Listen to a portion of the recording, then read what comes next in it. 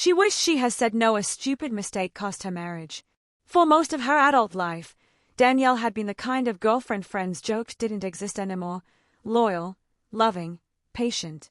She was the planner, the check-in-when-you're-home type, the one who cooked for her partner, supported his goals, and remembered small anniversaries that most people forgot. For 5 years, she had been with Marcus, and when he finally proposed during a weekend trip to Vermont, she had cried so hard he thought she was going to faint. Their love felt solid, real, deserving of a fairy-tale ending. That's why it came as a shock, to even herself, what happened in Chicago. It started innocently. A girls' weekend, planned while Marcus jetted off to Vegas with his groomsmen for a bachelor party. 15 women, most of them childhood friends or college roommates, and one cousin. The idea was pampering, shopping, some drinking, a brief escape from wedding stress. The plan was indulgence, not destruction. The spa hotel was gorgeous. They spent the first night drinking wine in white robes and laughing until their stomachs hurt. The next day was facials, massages, and mimosas in the hot tub. That night, things shifted. The girls revealed they'd splurged for VIP treatment at a well-known nightclub, complete with bottle service and a private suite. Danielle didn't think much of it. It was her bachelorette weekend. If Marcus could have wild fun in Vegas, surely a few drinks and some dancing wouldn't be out of bounds. When they walked into the club's private room, the energy shifted.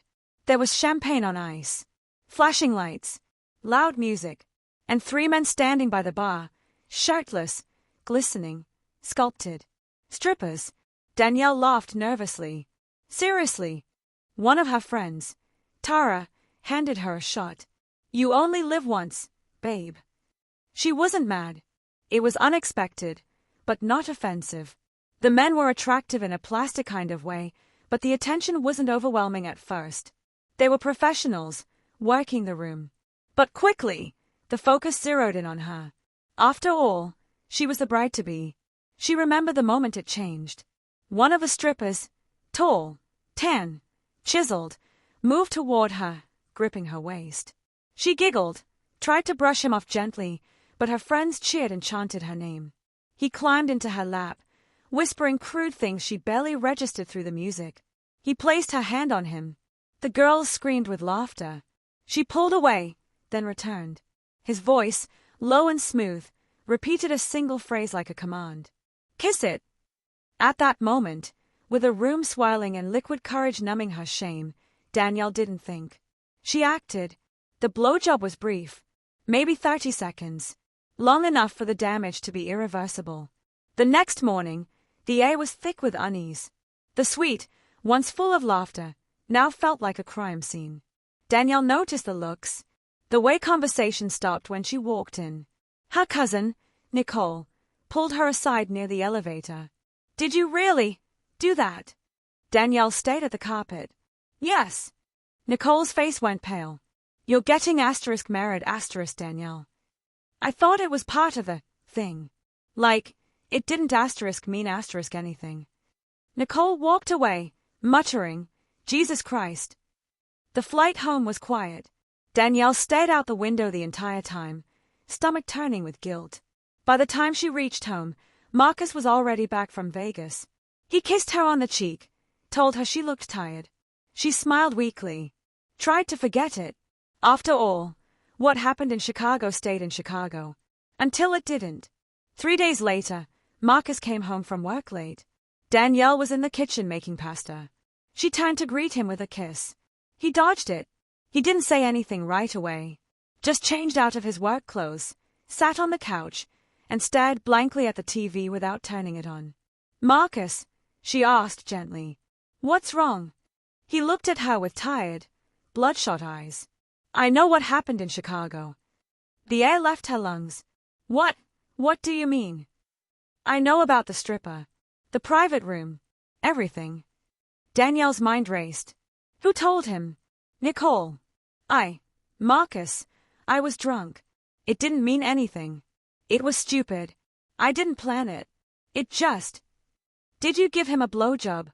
Silence. Did you? She nodded once. Marcus stood up, hands on his hips. I can't even look at you. Please don't do this, she said, voice shaking. It was a mistake. I didn't think. That's the problem.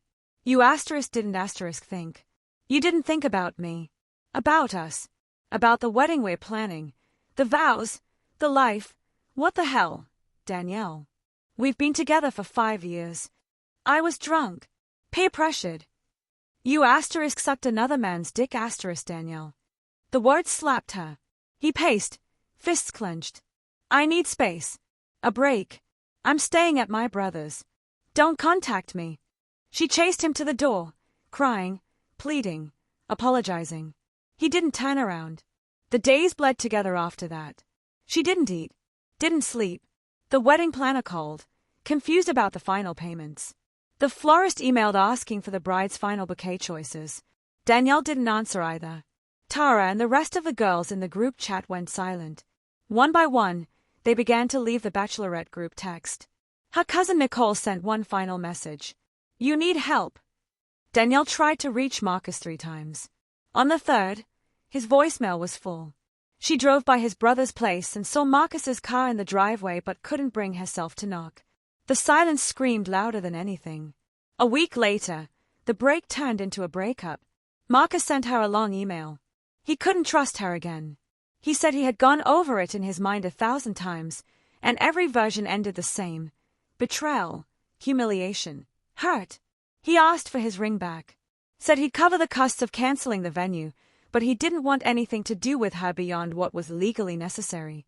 Danielle mailed the ring that afternoon. When she got home from the post office, she threw up. Her mother found out from a mutual friend's parent. The shame in her mother's voice over the phone was palpable. You were raised better than that. At work, someone had heard something, probably Nicole. Rumors spread. Danielle quit the bridal group she had joined online, blocked half her contacts, and deleted Instagram. People had started commenting on old engagement posts with sarcastic remarks and yikes emojis. The apartment they had shared was suddenly empty and quiet. She tried going out with old friends, but the guilt followed her like a second skin. No amount of makeup or cocktails could erase the weight in her chest.